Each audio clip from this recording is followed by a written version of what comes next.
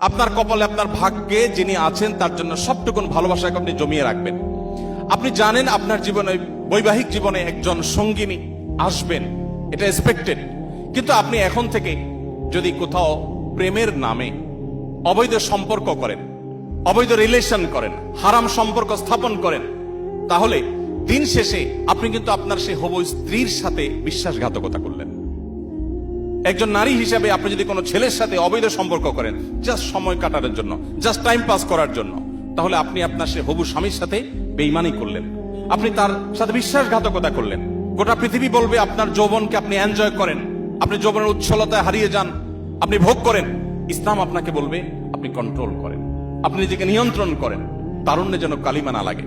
আমাদের মুখতার ভাই বিবাহ সম্পর্কে বলছিলেন, একজন মুসলিম তরুণ তার তারুণ্যে মনে চাইলো আর কোনো পাপাচারে লিপ্ত হয়ে গেলেন, আল্লাহর অবাধ্য হয়ে গেলেন, বিবাহ বহির্ভূত কোন সম্পর্কে জড়িয়ে পড়লেন।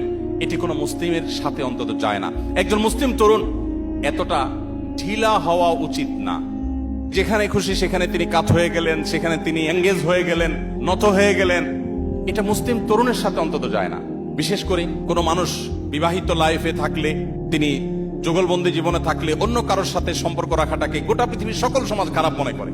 এটাকে মনে করা হয় নীতিহীনতা, যে তুমি একজন স্ত্রী থাকা সত্ত্বেও আরেক নারীর প্রতি কেন আসক্ত, স্বামী থাকা সত্ত্বেও আরেক পুরুষের প্রতি কেন আসক্ত, এটাকে গোটা পৃথিবীর মানুষ দোষের বিষয় মনে করে। নবী করিম সাল্লাল্লাহু আলাইহি ওয়াসাল্লাম যে জীবন দর্শন আমাদেরকে দিয়ে গেছেন সেটা এর চাইতে আরো কয়েক ধাপ এগিয়ে। সেটা হলো আল্লাহ আপনাকে যে তারুণ্য দিয়েছেন, এ তারুণ্যের সবটুকুন ভালোবাসা আপনি জমিয়ে রাখবেন আপনার সে জীবন সঙ্গিনীর জন্য। যেই যুবক তার তারুণ্যকে, তার যৌবনের চাহিদাকে কন্ট্রোল করতে পারে না, নিয়ন্ত্রণ করতে পারে না, তার চরিত্রকে হেফাজত করতে পারে না, তার সম্ভ্রমকে সংরক্ষণ করতে পারে না, এই যুবক আব্দুল্লাহ ইবনে ওমরের উত্তরসূরি হতে পারে না, এই যুবক ওমর রাদিয়াল্লাহু তাআলার উত্তরসূরি হতে পারে না, এই যুবক মুহাম্মদ সাল্লাল্লাহু আলাইহি ওয়াসাল্লামের অনুসারী হতে পারে না, এই যুবক কখনো আব্দুল্লাহ ইবনে মাসউদের অনুসারী হতে পারে না, এই যুবক সেই সকল সাহাবীদের অনুসারী হতে পারে না যেই সাহাবীরা মক্কার যাযাবর থেকে অর্ধ পৃথিবীর বাদশাহী করেছেন। আপনি তাদের অনুসারী, সেই নবীর উম্মত যে নবী তার যৌবনকে হেফাজত করেছেন এবং হেফাজত রাখতে বলেছেন। অতএব এই সংগ্রামে আমাদেরকে জিততে হবে এবং জয়ী হতে হবে। আল্লাহ তাআলা আমাদের সবাইকে সেই তৌফিক দান করুন।